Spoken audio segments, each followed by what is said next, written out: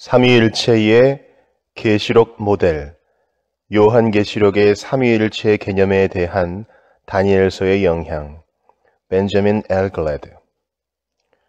많은 학자들은 삼위일체가 일신론의 핵심을 공격한다고 믿기 때문에 구약 성경에서의 삼위일체 존재를 부정한다.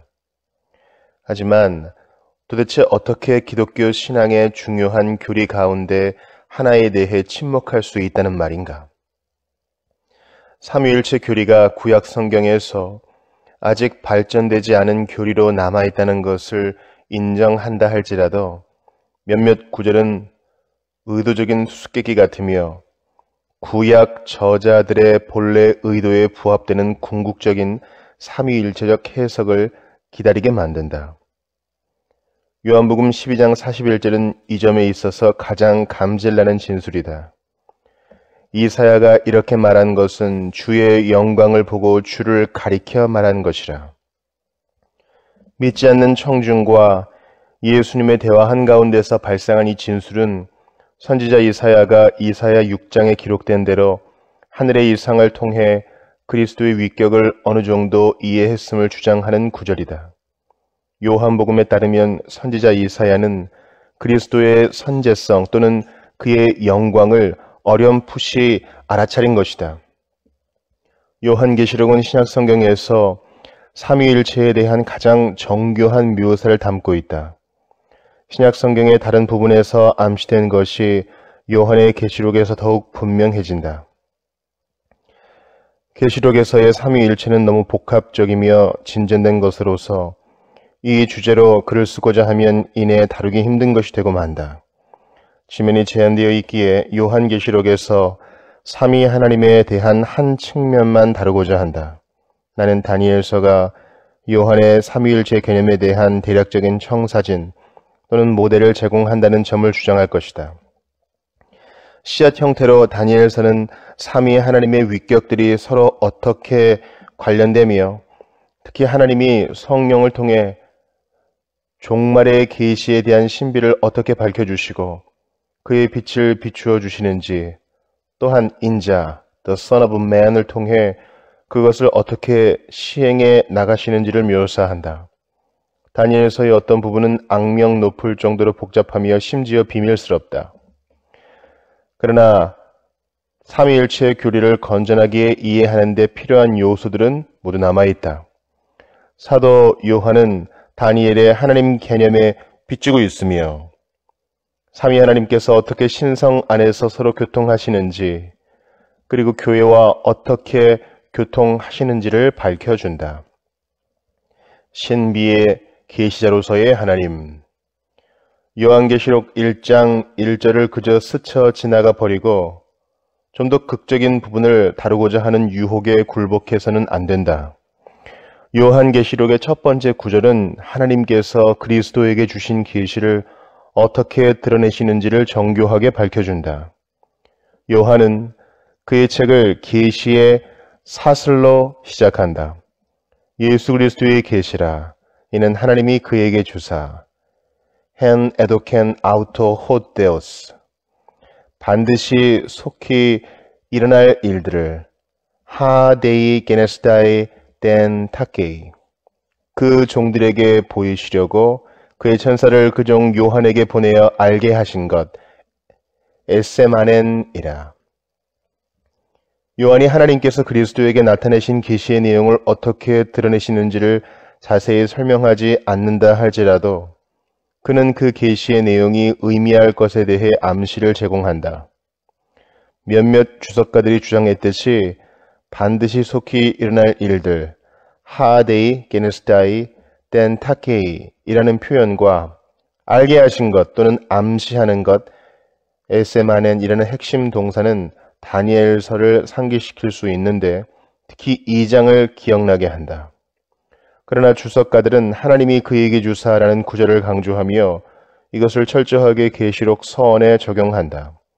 특히 다니엘서를 둘러싸고 있는 함축적인 암시의 견지에서 볼 때 하나님께서 그리스도에게 계시를 주심의 의미는 무엇인가? 종종 이 간과되는 구절을 올바로 이해하기 위해서 우리는 요한의 견해에 주의할 것이며 하나님께서 계시를 그리스도에게 주심에 대한 중요성의 의미를 결정하기 위해 다니엘서를 참조할 것이다. 다니엘서의 계시의 근원으로서의 하나님. 다니엘서의 상당 부분은 하나님을 비견할 수 없는 지혜의 근원으로 묘사한다. 각 장은 쉬지 않고 이 요점으로 안내하는데 특히 7장 9절에서 그분의 초월적인 지혜에 대한 언급으로서 깨끗한 양의 털 같은 머리털을 지니신 옛적부터 계신 분으로 하나님을 묘사하는 상징적 묘사에서 절정을 이룬다.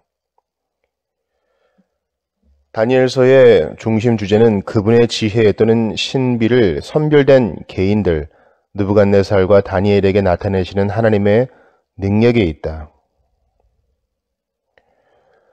가장 기본적인 수준에서 신비, 미스테리온이라는 용어는 하나님이 자신의 지혜를 드러내시는 것과 관련된다. 이는 다니엘서 전체를 통해 계시하심, revealing 또는 드러내심, disclosing과 같은 용어를 잘 적용하고 있음을 보여준다. 다니엘서 2장에서 하나님은 적대적인 이교도 나라의 멸망과 하나님의 영원한 왕국의 수립에 대한 당신의 은밀한 일을 다니엘에게 나타내신다. 비록 계시적 언어가 4장에서는 나타나지 않지만 느부갓네살의 꿈을 계시로 부르는 것은 여전히 유효하다. 이와 동일한 특징이 다니엘서 7장부터 12장에서 다니엘이 본 환상에도 적용될 수 있을 것이다. 더욱이 7장 1절에서 다니엘은 2장과 4장에서의 느부갓네살의 꿈과 유사한 꿈과 환상을 보았다.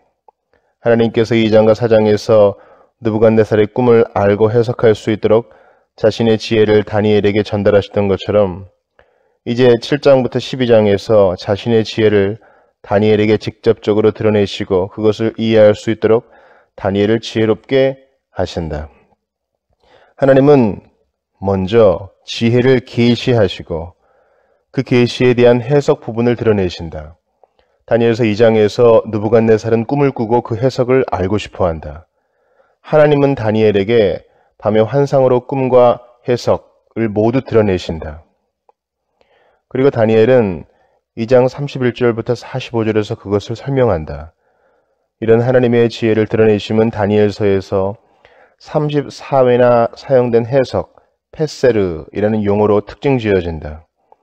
다니엘서 7장부터 12장에서는 선지자 다니엘이 먼저 꿈에서 환상을 받은 후에 천사가 그 환상을 해석한 반면 2장과 4장에서는 느부갓네살이 은밀한 일을 받고 다니엘이 이 환상을 해석한다. 선지자들이 직접 하나님의 계시를 받는 구약 성경의 다른 부분들과 대조적으로 다니엘서의 묵시론적 특징은 이중적인 계시의 본질에 있다. 다니엘서에 의하면 이 간략한 관찰의 결론은 하나님이 신적이며 감추어진 지혜의 근원이시고 특정한 개인들에게 이 지혜를 드러낼 것을 선택하신다는 것이다. 또한 하나님은 이 환상의 해석적 부분을 다른 수신인들에게 나타내신다. 요한계시록의 계시의 궁극적 근원으로서의 하나님. 앞에서 개괄적으로 설명한 모델은 여기 하나님께서 그리스도에게 반드시 속히 될 일에 대해 계시로 알려주시는 요한계시록 1장 1절과 놀랍게도 잘 들어맞는다. 비록 비밀이란 단어가 서원에서 발견되지 않는다 할지라도 이 책은 묵시록 장르에 속해 있기 때문에 충분히 암시되어 있다고 본다. 계시록적 문학 장르 안에서 비밀, 과거에 감추어졌던 일이 이제는 드러난 비밀이란 단어는 하나님께서 자기 메시지를 밝히시는 방편이다. 요한계시록 1장 1절에 따르면 하나님은 마지막 날의 비밀을 그리스도에게 알리시며 그리스도는 후에 천사들에게 이것을 알려주신다. 요한계시록의 마지막 부분인 결혼에서 하나님은 다시 한번 동일한 방식으로 말씀을 전하신다. 결혼의 시작은 1장 1절에서 소개된 주제를 강화하고 더욱 정교하게 만든다. 여기 결혼에서 하나님은 다른 선지자들과 대화하는 특징을 지니신 계시의 궁극적 근원으로 묘사된다. 더욱이 요한은 다시 한번 다니엘 2장 28, 45절을 언급하면서 이 관계를 더욱 단단하게 한다. 다니엘 2장 28, 45절, 70인역. 그가 느부갓네살 왕에게 후일에 될 일, 하데이 게네스다이 앱 에스카톤 톤 헤메론을 알게 하셨나이다.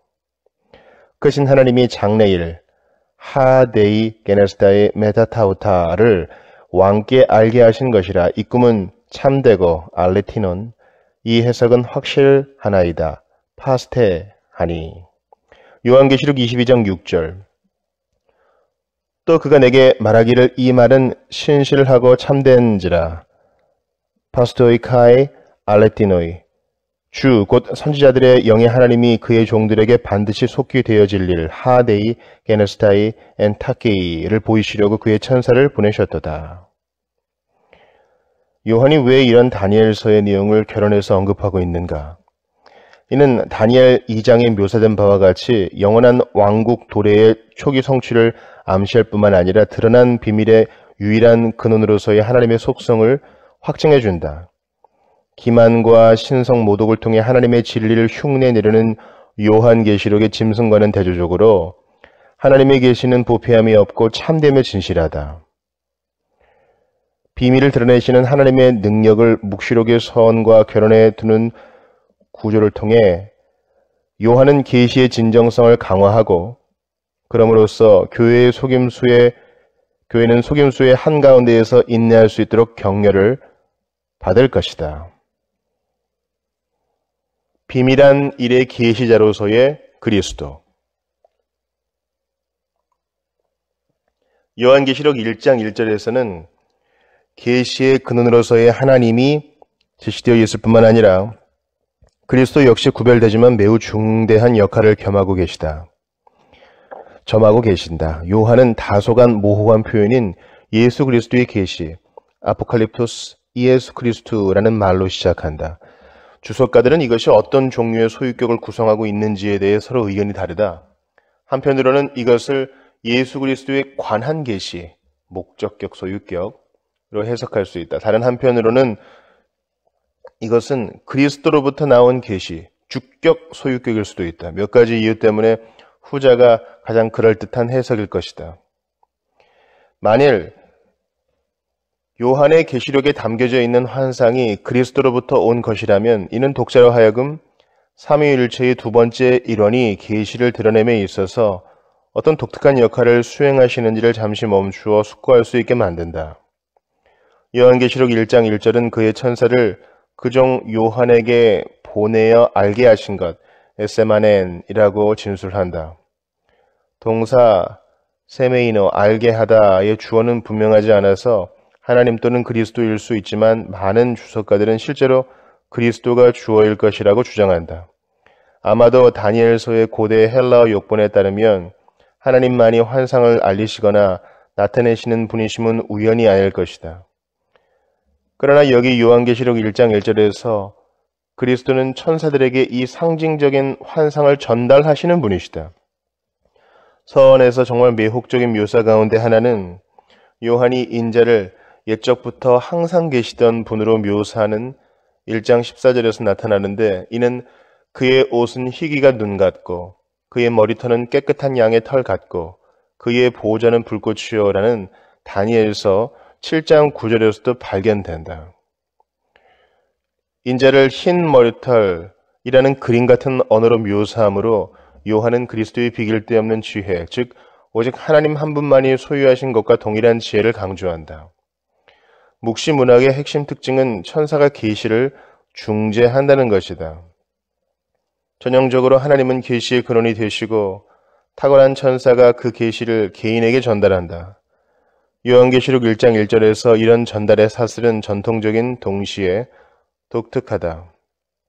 당연하게도 하나님은 계시의 근원이시지만 예수 그리스도께서 이 순서에 있어서 독특한 역할을 차지하신다.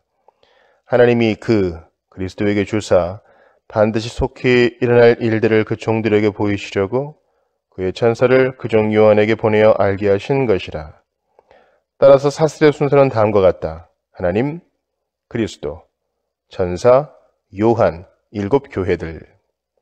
이어지는 구절에서 우리는 요한은 하나님의 말씀, 톤 로곤 투테우와 예수 그리스도의 증거, 텐 말테리안 예수 그리스도, 곧 자기가 본 것을 다 증언하였느니라 라는 말씀을 읽는다. 환상을 전달하심에 있어 그리스도께서 독특한 역할을 수행하신다. 또한 그리스도는 하나님의 계시의 궁극적 증언자이시며 이 점에 있어서 계시를 천사들에게 신실하게 전하시며 그 진실성을 책임지신다. 또한 결혼은 하나님 계시의 최상의 증인으로서 그리스도의 역할을 다룬다. 이것을 증언하신 호 마르티온, 증언하신 이가 이르시되 내가 진실로 속히 오리라 하시거늘. 이런 관찰은 다니엘서가 하나님을 가장 지혜로우시며 은밀한 일에 대한 최상의 계시자로서 제시하고 있음을 보여준다. 서원과 결혼을 통해 다니엘서의 핵심 부분에 대한 암시로서 요한은 삼위일체의 첫 번째 일원이신 하나님을 동일한 방식으로 활동하시는 분으로 묘사한다. 곧 위대하시고 주권자이신 주께서 선별된 개인을 향해 한 번 더 그의 지혜를 계시하신다는 것이다. 그러나 요한은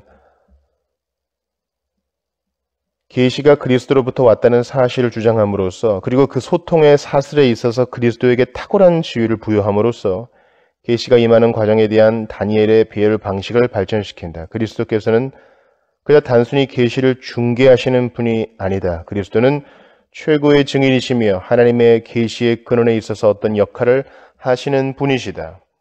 계시의 조명자로서의 성령님. 성령님 또한 삼위일체의 세 번째 일원으로서 서원에 소개되어 있으며 요한계시록에서 놀라운 역할을 수행하신다. 요한은 무엇보다도 1장 4, 5절에 기록된 삼위일체의 형식 안에서 성령님을 언급한다. 이제도 계시고 전에도 계셨고 장차 오실 이와 그의 보호자 앞에 있는 7 영, 톤 헵타 푸뉴마톤과 또 충성된 증인으로 죽은 자들 가운데에서 먼저 나시고 땅의 임금들의 머리가 되신 예수 그리스도로 말미암아 은혜와 평강이 너희에게 있기를 원하노라. 7 영이라는 이름은 매우 독특한데 주석가들은 이 이름의 배경으로 스가랴 4장을 지목한다. 이 7은 온 세상에 두루 다니는 여호와의 눈이라. 요한계시록 1장 4, 5절은 스가랴 4장과 강한 연관성이 있으며 구약 성경 구절로 가득하다. 요한계시록에서의 이 유별난 묘사로 볼 때 다니엘서는 2차적 배경으로 간주될 수 있을 것이다.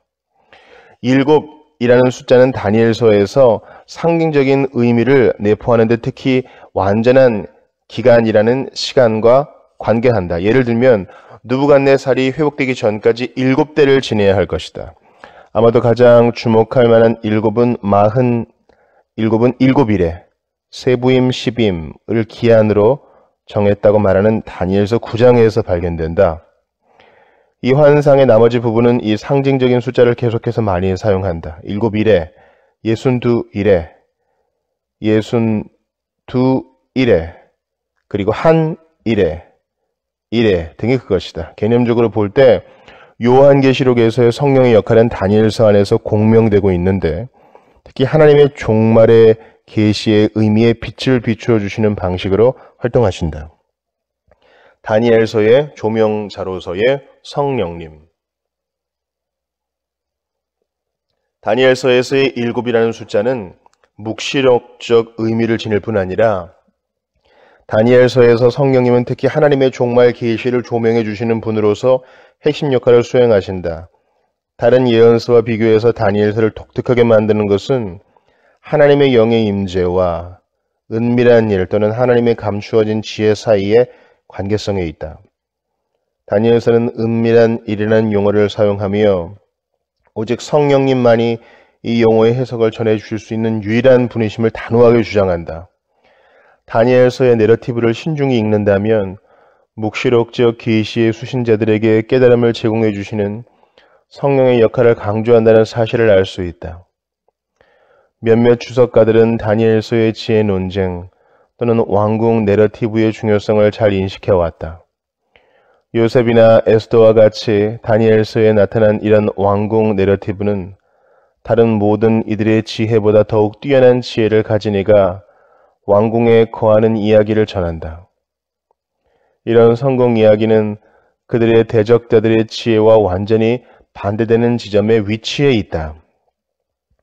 이런 왕국 내러티브에서 성령 충만한 다니엘이라는 인물은 어리석은 바벨론인들과 비교되면서 두드러진다. 1장에서 지혜는 예루살렘에서 포로로 끌려온 소년들을 특징 짓는 데 주로 사용되었는데 이들은 곧 흠이 없고 용모가 아름다우며 모든 지혜를 통찰하며 지식에 통달하며 학문에 익숙하여 왕궁에 설만한 소년들이었다. 이 말씀은 다니엘과 친구들을 묘사하는 1장 11절에서 다시 한번 등장하는데 이번에는 하나님께서 이런 지혜의 근원이심을 밝힌다. 하나님이 이 네 소년에게 학문을 주시고 모든 서적을 깨닫게 하시고 지혜를 주셨으니 다니엘은 또 모든 환상과 꿈을 깨달아 알더라. 이 구절은 다니엘서에서 모범이 되는 예증적 구절인데 독자들로 하여금 2장에서의 다니엘의 역할을 이해하도록 돕는다. 다니엘은 바벨론 사람들보다 훨씬 더 지혜로웠다. 왕이 그들 다니엘과 친구들에게 모든 일을 묻는 중에 그 지혜와 총명이 온 나라 박수와 술객보다 10배나 나은 줄을 아니라.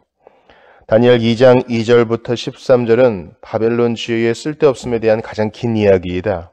소위 바벨론의 모든 지혜자들이 해석을 알려주지 못하는 당황스러운 상황 바로 앞에 기록되어 있는 1장 17절부터 20절에서 다니엘과 그의 친구들이 더 나은 지식과 지혜를 받았다고 말하는 것은 우연이 아니다.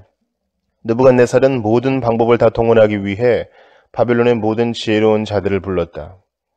왕이 그의 꿈을 자기에게 알려주도록 박수와 술객과 점쟁이와 갈대아 술사를 부르라 말하매 이 모든 지혜로운 자들의 범위는 실로 어마어마했다. 그들은 박수와 술객과 점쟁이와 갈대아 술사 등이었으며 이들은 분명 바벨론 지혜의 전형을 보여준다. 바벨론의 지혜자들은 무기력했다. 꿈의 내용을 알지 못한다면 해석을 낼 수 없었던 것이다. 그들은 2번씩이나 왕에게 꿈의 내용을 설명해 줄 것을 간청했다.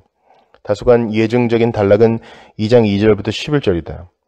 왕이 그의 꿈을 자기에게 알려주도록 박수와 술객과 점쟁이와 갈대아 술사를 불렀는데 그들은 왕께서 물으신 것은 어려운 일이라 육체와 함께 살지 아니하는 신들 외에는 왕 앞에 그것을 보일 자가 없나이다라고 외칠 수밖에 없었다. 바벨론의 지혜자들은 직접적인 계시에 내밀히 관여할 수 없다고 선언한다. 그들은 그 꿈을 설명하거나 해석할 능력이 없었고 그럴 만한 자료도 갖지 못했다. 바벨론의 신들도 이런 정보를 지혜자들에게 알려줄 수 없었다. 그러나 다니엘의 하나님은 그런 신들과는 다르다. 하나님은 계시하심으로 자신을 드러내신다. 2장 10절부터 11절과 직접 대조하면서 다니엘은 다음과 같이 진술한다. 왕이 물으신 바 은밀한 것은 지혜자나 술객이나 박수나 점쟁이가 능히 왕께 보일 수 없으되 오직 은밀한 것을 나타내실 이는 하늘에 계신 하나님이시라. 그가 느부갓네살 왕에게 후일에 될 일을 알게 하셨나이다. 그러므로 이 두 구절은 다니엘과 바벨론 지혜자들 사이의 논쟁을 확인시켜 주기 때문에 다니엘서의 해석에 있어 매우 중요하다. 이 양자 간의 논쟁의 본질은 바벨론 지혜자들이 점치는 일과 대조되는 다니엘의 방법에 관한 것이 아니라 바벨론인들의 우상 숭배적인 지혜와 비교되는 다니엘의 신적 지혜에 있다. 다니엘이 바벨론 지혜자들과 충돌하는 바로 이 중대한 때에 성령님께서 다니엘의 내러티브의 핵심 인물로 등장한다. 전조는 이미 드러난 일을 해석하는 것이기 때문에 바벨론에 점치는 자들이 이 정도의 직접 계시를 받는 것은 불가능하다. 그러나 다니엘의 하나님은 직접적인 계시를 산출하시는 분이시다. 오직 은밀한 것을 나타내실 이는 하늘에 계신 하나님이시라. 그러므로 다니엘은 그의 지혜가 참되신 하나님으로부터 직접 오기 때문에 진정으로 지혜자이다. 다니엘은 자기 스스로 지혜로운 자가 된 것이 아니라 그의 하나님과 성령님의 역사하심으로 지혜자가 된 것이다. 한편 느부갓네살은 4장에서 다시 한번 그의 지혜자들을 불러 모아 꿈을 해석하고자 한다. 하지만 4장의 이 구절은 느부갓네살이 자신의 꿈을 분명히 설명했다는 점에서 2장과 다르다. 지혜자들에게 기회가 주어졌다. 꿈의 내용이 상세히 공개되었고 해석자들은 준비되었다. 하지만 꿈을 자세히 설명해 주었는데도 지혜자들이 그 꿈을 해석하는 데 실패하고 말았기에 왕은 크게 분노한다. 이 점에 있어서 내러티브는 바벨론에 점치는 자들의 전적인 무능력을 지적한다. 마지막으로 느부갓네살은 4장 8절에서 다니엘을 부른다. 그 후에 다니엘이 내 앞에 들어왔으니 그는 내 신의 이름을 따라 벨드사살이라 이름한 자요. 그의 안에는 거룩한 신들의 영이 루아흐 엘라힌 가디신 있는 자라. 내가 그에게 꿈을 말하여 이르되 70인역 데오도션 역보는 그 안에 거룩한 신적 영이 있는 호스푸뉴마 데오하이곤 앤 헤아우토 에체비로 번역하여 영을 수식하기 위해 거룩한을 사용함으로 이 구절을 약간 조정한다. 그 결과로 성령의 위격과 함께 다니엘이 느부갓네살의 꿈을 이해하는 데 있어서 성령이 하시는 역할을 분명히 지칭한다. 다니엘과 바빌론에 점치는 자들은 5장에서 다시 한번 충돌하는데 이번에는 벨사살 왕 치하에서 충돌한다. 벨사살 왕이 성소에서 탈취해 온 거룩한 그릇들로 큰 잔치를 베풀었는데 갑자기 그때 사람의 손가락들이 나타나서 왕궁 촛대 맞은편 석회벽에 글자를 쓰기 시작했다. 그러자 놀란 벨사살이 술객과 술사와 점쟁이를 불러들였지만 이 수수께끼 같은 글자를 풀 수 있는 사람은 아무도 없었다. 그때에 왕의 지혜자가 다 들어왔으나 능히 그 글자를 읽지 못하며 그 해석을 왕께 알려주지 못하는지라. 그들의 지혜는 다시 한번 실패했다. 하지만 다니엘은 그들이 머뭇거리고 실패한 그곳에서 다시 한번 정확히 성공했다. 다니엘은 거룩한 신들의 영을 소유했기에 이 수수께끼 같은 글자를 해독할 수 있었다. 아람어는 거룩한 신들의 영, 루아흐 엘라빈 카디신이라고 번역하고 70인역은 이 구절을 하나님의 영, 푸뉴마 떼오로 번역했다. 이어지는 구절에서 왕비는 벨사살 왕에게 왜 그의 아버지가 다니엘을 높은 지위에 올렸는지를 상기시킨다. 왕 느부갓네살이 벨드사살이라 이름하는 이 다니엘은 마음이 민첩, 루아흐 야티라 하기 때문에 그렇게 했다는 것이다. 70인역은 다시 한번 이 구절의 모호성을 제거한다. 여기 루아흐는 아마도 다니엘의 인격 또는 마음을 지칭할 것이다. 고대 헬라어 역보는 이 구절을 거룩한 영, 푸뉴마 하기온이라고 번역한다. 다니엘서의 마지막 환상에서 은밀한 일에 대한 이해라는 이 주제는 계속되는데 여기서는 이스라엘의 많은 사람들에게 적용된다. 다니엘 11장 33절은 이것을 가장 분명하게 보여준다. 백성 중에 지혜로운 자들, 마스킬레 암이 많은 사람을 가르칠 것이나 그들이 칼날과 불꽃과 사로잡힘과 약탈을 당하여 비록 몇몇 차원에서 수수께끼 같은 부분이 있지만 우리는 이스라엘 내에서 몇몇 이들이 지혜로운 자들이 되어 이스라엘의 남은 자들, 즉 많은 사람을 가르칠 것임을 깨닫게 된다. 어떤 이들이 잘 이해했듯이 다니엘은 반드시 지혜로운 자들 가운데 하나로 간주되어야 한다. 이런 연결의 중요성은 어떤 의미에서 의로운 이스라엘이 모두 다 작은 다니엘들이 될 것이며 마지막 날의 사건들에 관한 하나님의 지혜를 이해하게 될 것이라는 데 있다. 다니엘의 광대한 내러티브를 좀 더 상세하게 분석해 보면 세 가지 사항을 배울 수 있다. 1. 바벨론의 지혜자들과 완전히 대조되는 것으로 다니엘은 은밀한 일들을 이해할 수 있도록 하나님께 능력을 받았다. 바벨론 사람들이 실패한 부분에서 다니엘은 성공한다. 2. 다니엘서의 아람어와 헬라어 역보는 지혜를 이해하는 다니엘의 통찰력이 삼위일체의 세 번째 위격 덕분이라고 말한다. 3.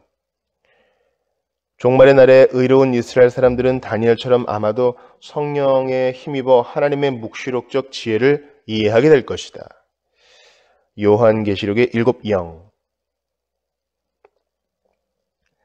앞에서 진술한 바와 같이 요한계시록 서원의 개론적 부분은 몇 가지 면에서 독특하다. 오직 하나님과 그리스도만 언급되어 있음을 상기하라. 예수 그리스도의 계시라. 이는 하나님이 그에게 주사. 성령님은 7교회에 보내는 편지의 인사말 부분에서 언급되기 전까지는 등장하지 않는다. 요한은 아시아에 있는 7교회에 편지하노니 이제도 계시고 전에도 계셨고 장차 오실 이와 그의 보좌 앞에 있는 7 영과 또 충성된 증인으로 죽은 자들 가운데에서 먼저 나시고 땅의 임금들의 머리가 되신 예수 그리스도로 말미암아 은혜와 평강이 너희에게 있기를 원하노라. 여기서 성령님은 다른 신약 성경의 개론적 부분에서 발견되는 형식처럼 하나님과 그리스도와 함께 결합되어 나타난다. 놀랍게도 요한계시록 2, 3장의 일련의 형식적 표현에서 잘 드러나는 것처럼 성령님은 탁월한 역할을 수행하신다. 귀 있는 자는 성령이 교회들에게 하시는 말씀을 들을지어다. 계시의 과정에 있어서 성령님의 역할에 대한 이 언급들은 1장 1절의 계시 전달의 사슬의 관점에서 볼 때 가장 독특하다.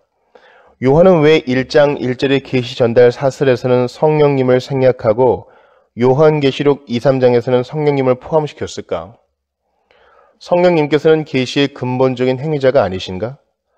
요한계시록에서 나타난 성령님을 전체적으로 살펴보면 우리는 다시 한번 잠시 멈추고 생각하게 된다. 요한계시록에서는 성령님에 대한 명백한 언급이 어느 한 곳에 집중되는 경향이 있기 때문이다. 요한계시록에는 영, 푸뉴마라는 용어가 총 20회 등장하는데 그 가운데 8번이 2, 3장에서 나타난다. 이렇게 관찰한 내용의 중요성을 즉시 결정하는 것이 쉬운 일은 아니다. 그러나 실마리는 각각의 교회들에게 보내는 편지의 시작과 마지막 부분에 암시되어 있다. 각각의 편지는 매우 동일한 방식으로 시작하고 끝난다. 예를 들면 에베소에 보내는 편지는 에베소 교회의 사자에게 편지하라. 이는 그의 그리스도 말씀이라로 시작하며 귀 있는 자는 성령이 교회들에게 하시는 말씀을 들을지어다라는 말씀으로 끝난다. 나머지 6개의 편지들도 동일한 구조를 따른다.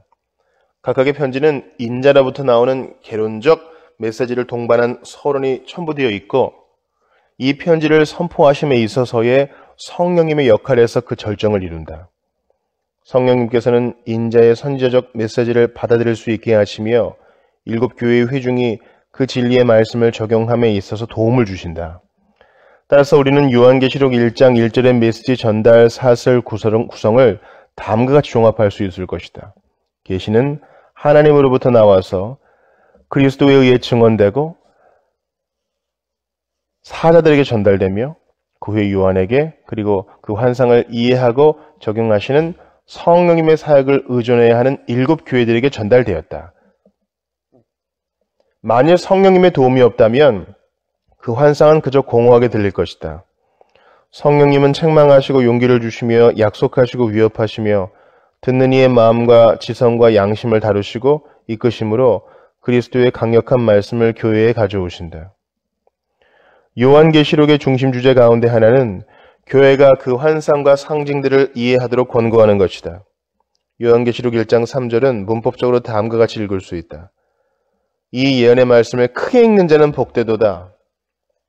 이 말씀을 듣는 자와 그 가운데에 기록한 것을 마음에 새기는 자는 복되도다. 왜냐하면 때가 가깝기 때문이다. 여기 듣는다. 호이 아쿠온테스는 말과 마음에 새긴다. 테로온테스라는 단어는 영적 통찰력을 가질 것과 요한계시록의 진리를 사려 깊게 적용할 것을 의미한다. 더욱이 요한계시록은 일반적으로 사람들을 두 부류로 나누는데 곧 어린 양을 따르는 사람들과 짐승을 따르는 사람들이다. 어린 양을 예비하는 사람들은 우주를 향한 하나님의 계획과 하나님에 대한 진리를 이해하는 한편 짐승을 경배하는 사람들은 미혹을 당하며 짐승의 거짓말에 속는다. 이 두 부류를 구분하는 요인은 신자의 삶이 역사하시는 성령님의 사역이다. 성령님의 도움이 없이는 신자는 요한계시록의 은밀한 일을 이해할 수 없다.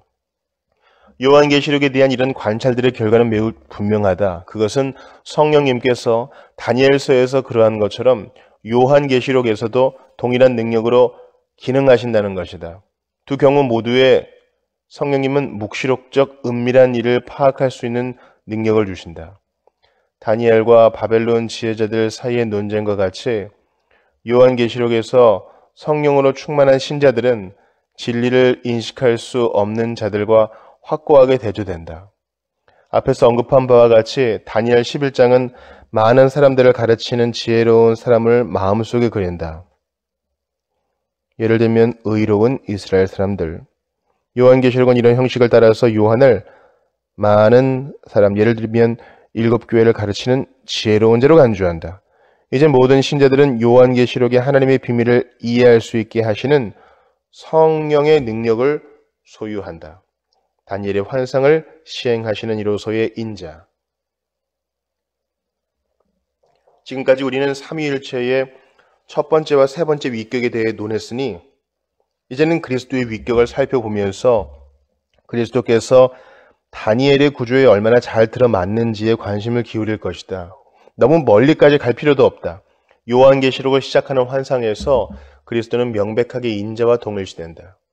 몸을 돌이켜 나에게 말한 음성을 알아보려고 돌이킬 때에 7 금촛대를 보았는데 촛대 사이에 인자 같은 이가 발에 끌리는 옷을 입고 가슴에 금띠를 띠고 그의 머리와 털의 희기가 흰 양털 같고 눈 같으며 그의 눈은 불꽃 같고 그의 발은 풀무불에 단련한 빛난 주석 같고 그의 음성은 많은 물소리와 같으며.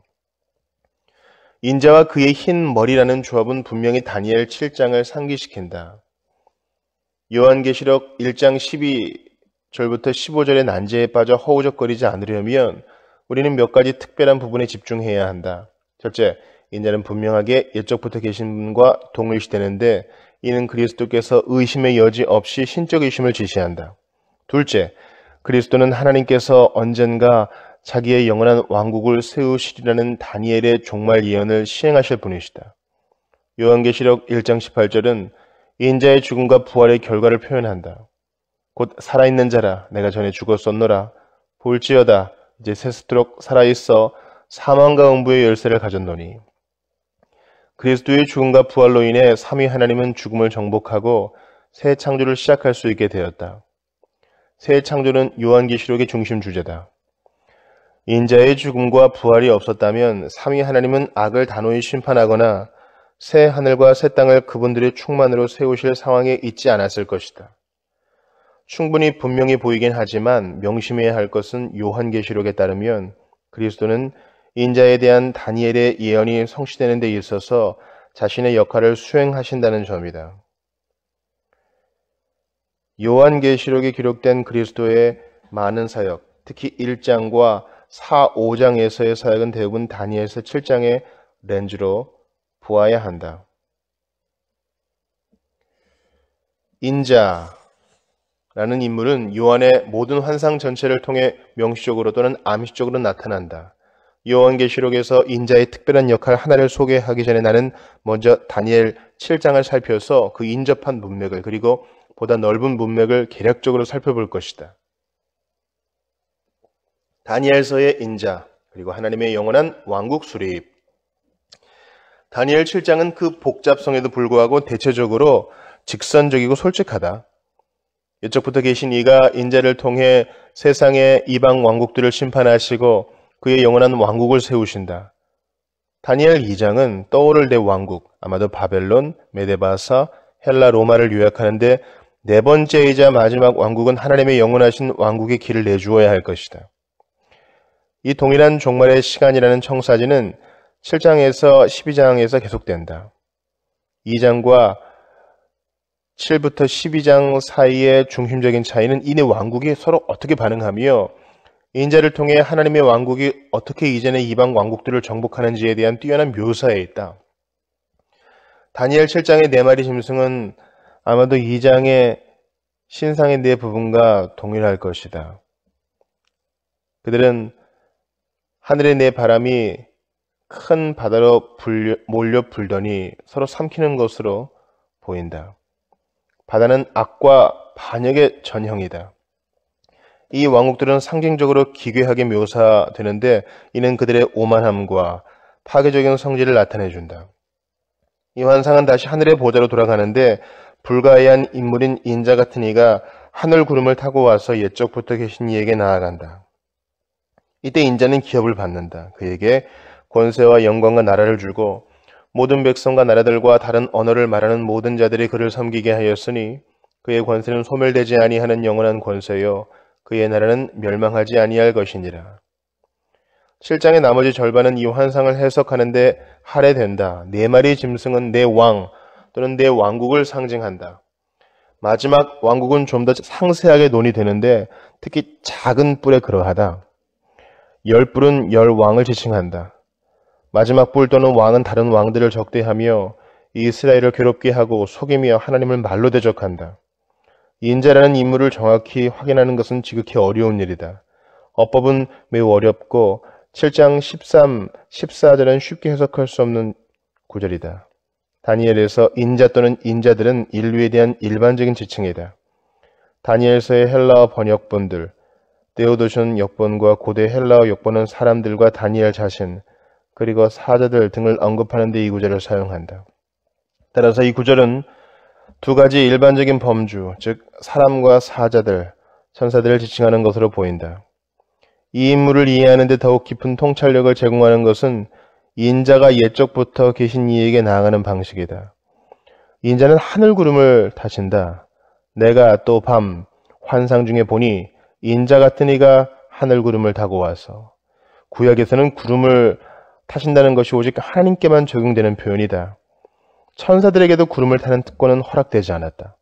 다니엘서는 상징적으로 수수께끼 같은 신적 인물로서의 인자에 초점을 맞추고 있다. 이 인물이 어떻게 옛적부터 계신 이와 관계되어 있는가는 직접적인 문맥으로 볼 때 분명하지 않다. 유일한 실마리는 7장 13b에서 발견된다. 그가, 인자 같은 이가 옛적부터 항상 계신 이에게 나아가 그 앞으로 인도되매. 그러므로 적어도 인자는 옛적부터 계신 이와 함께하는 독특한 협력적 관계를 즐거워하는 분이시다.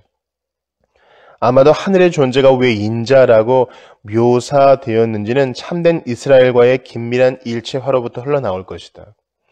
예를 들면 인자는 권세와 영광과 주권적 능력과 영원한 권세와 나라를 받는다. 초기 환상의 해석에 따르면 인자라는 인물은 7장 18, 22절과 27절에서 이스라엘의 남은 자로 대치된다. 이스라엘의 의로운 남은 자는 왕국을 얻을 것이며 그것을 영원히 누릴 것이다. 인자와 이스라엘의 남은 자는 서로 동일시된다. 이 환상의 해석적 부분은 인자를 이스라엘의 거룩한 백성과 동일시한다. 성경에서 왕들이나 고귀한 자들은 종종 나라나 더 큰 집단을 대표한다. 여기서 인자는 의로운 이스라엘 사람들을 대표한다. 따라서 이 구절은 사람의 아들이다. 따라서 인자가 네 번째이자 마지막 짐승을 정복하실 때 그의 행동은 단체에 전가된다. 이제 남은 자는 그들의 대표이신 인자가 그들의 원수를 정복했기 때문에 왕국을 받을 위치에 있게 된다. 이와 반대로 의로운 이스라엘 백성들에게 참된 것은 역시 인자에게도 참된 것이다. 예를 들면 다니엘 7장 21절은 내가 본즉 이 뿔이 성도들과 더불어 싸워 그들에게 이겼더니라고 말한다. 여기서 남은 자는 극심한 박해를 받게 되는데 이는 인자 역시 격심하게 고난을 받게 될 것을 암시한다. 요약하자면 다니엘 7장의 일반적 요점은 이방을 향한 옛적부터 계신 이의 종말 심판과 그의 영원한 왕국 수립에 관한 것이다. 비록 이 반역하는 왕국들이 하나님의 백성과 심지어 인자까지도 박해하겠지만 하나님께서 마침내 그들을 구원하시며 그분의 왕국을 세우실 것이다. 옛적부터 계신 이와 인자와의 관계는 완전히 해결되지 않았고 인자가 내 왕국을 어떻게 정복하실 것인지도 분명하지 않다. 그러나 인자는 승리하실 것이며 성도들은 왕국을 상속받을 것이다. 요한계시록의 인자와 하나님 왕국 수립. 이제까지 다니엘 7장을 간략하게 개관했기에 우리는 요한계시록 1장 12절부터 14절에 기록된 요한의 묘사를 바르게 이해할 수 있다. 인자 같은 이가 그의 머리와 털의 희기가 흰 양털 같고 눈 같으며 다니엘 7장에서 수수께끼처럼 표현된 것이 여기 요한계시록 1장에서 분명해진다. 다니엘 7장에서는 옛적부터 계신 이와 인자와의 엄밀한 관계를 결정하는 것이 어려웠지만 요한계시록 1장에서는 이 관계를 좀 더 분명하게 이해할 수 있다. 요한계시록 1장 12절부터 16절에서의 인자는 옛적부터 계신 이와 친밀하게 관계하고 있으며 특히 비견될 수 없는 지혜와 분별력에 있어서 더욱 그러하다. 하나님과의 관계에 있어서 인자의 정체는 창 1장 17절 b에서 더욱 강화된다. 그가 오른손을 내게 얹고 이르시되 두려워하지 말라. 나는 처음이요 마지막이니. 처음이요 마지막이라는 직함은 1장 8a에서의 하나님 자신에 대한 묘사. 나는 알파와 오메가요를 생각나게 하고 이는 핵심적인 이사야 말씀을 상기시킨다. 이 인자는 실상 신적이시며 초월적인 하나님의 높은 지위를 즐거워하신다. 그럼에도 인자는 구분되며 7촛대 사이를 거니시는 부분이다. 또한 다니엘 7장은 요한계시록 4, 5장을 구성하는 역할을 수행한다. 비일은 요한계시록 4, 5장의 환상은 에스겔 1, 2장과 다니엘 7장이라는 구약 성경 본문에 전적으로 의존한다고 주장한다. 후자의 본문이 전자의 본문보다 더욱 요한계시록 4, 5장의 주배경이 된다. 요한계시록 4, 5장의 환상을 다니엘 7장을 따라서 제시함으로써 요한은 실상 다니엘 7장의 예언이 그리스도의 죽음과 부활로 시작되었다고 선언한다. 그리스도의 죽음과 부활을 통해 하나님은 그의 영원한 왕국을 세우시고 만국을 통치하신다. 다니엘 7, 8장과 사탄작 삼위일체. 다니엘서는 요한의 삼위일체에 대한 이해를 구성할 뿐만 아니라 요한계시록 13장에 사탄의 삼위일체의 개념에 대한 청사진도 제공한다.